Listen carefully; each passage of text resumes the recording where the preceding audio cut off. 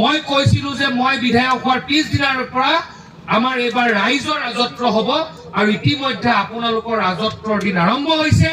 এতিয়াৰ পৰা কোনো নেতাৰ কোনো অঞ্চলত নেতাগিৰি নচলে, ৰাইজৰ নেতাগিৰি চলিব, ৰাইজৰ শাসন চলিব। ইয়াত ৰাজতন্ত্ৰৰ অৱসান ঘটি গণতন্ত্ৰৰ আৰম্ভণি হৈছে বুলি মই আপোনালোকক কৈছো।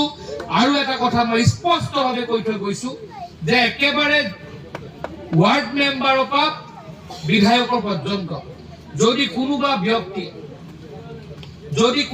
ব্যক্তিয়ে যদি কাৰোবাক যদি কোনো চৰকাৰী আঁচনি নামত একাপ চাহো খুৱাইছা, প্ৰথম সেই ব্যক্তিজনৰ আঁচনিখন মই কাটি দিম।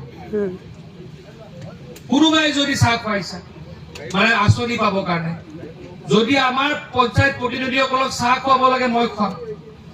আৰু মোক যদি চাহ গামোচা দিছে, আপোনাৰ গামোচা দিছা, চাহ খুৱাইছা, স্কিম পাম বুলি, চাহো খাম, গামোচাও পিন্ধিম, তেতিয়াও কিন্তু আঁচনিখন এই গাঁওখনৰ আটাইতকৈ দুখীয়া দৰিদ্ৰ মানুহজনকে দিম, মোৰ লগত মিলাই লাভ নাই। সেইকাৰণে চাহ খোৱালেও নোখোৱালেও, গামোচা পিন্ধালেও নিপিন্ধালেও আঁচনিখন যিহেতু পাবাই, তেতিয়াহ'লে বেছি দৌৰভাগ কৰি থাকিব দৰকাৰ নাই।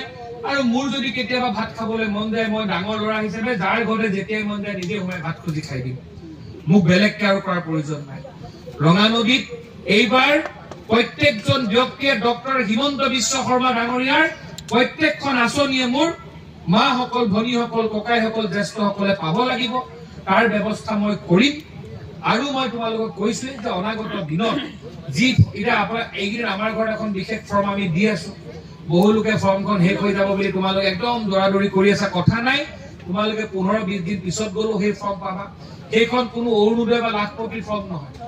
এখন ফৰ্মতে এইবাৰ গোটেইখিনি হৈ যাব। তোমালোকে সঁচা কথাখিনি তাত লিখি দিলে যিকেইখন আঁচনি পাই আছা সেইখন পাই থাকিবা।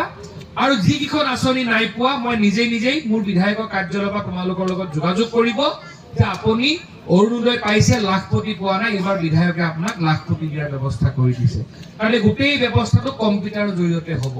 সেইকাৰণে শিল্পীক মিলাইও লাভ নাই, বাইদেউক মিলাইও লাভ নাই, গিৰিমা বাইদেউক মিলাইও লাভ নাই। এইবাৰ গোটেই বস্তুটো এবাৰ কম্পিউটাৰে কৰিব।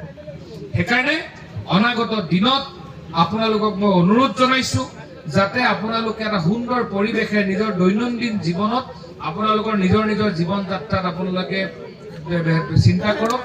মই কৈছো যে অনাগত দিনত মোৰ প্ৰতিগৰাকী আই, ভনী, বাইদেউ অৰ্থনৈতিকভাৱে সবল হ'ব লাগিব। প্ৰত্যেকগৰাকী বাইদেৱে নিজৰ যাতে তেওঁৰ পুৰুষজনৰ লগে লগে সমানে তেওঁ যাতে ঘৰখন চলোৱাত আৰ্থিকভাৱে সমানে হাত উজান দিব পাৰে, তেনেকুৱা এটা পৰিৱেশ আমি নিৰ্মাণ কৰিবৰ কাৰণে সংকল্পবদ্ধ। মোৰ কোনো ভনী, মোৰ কোনো বাইদেউ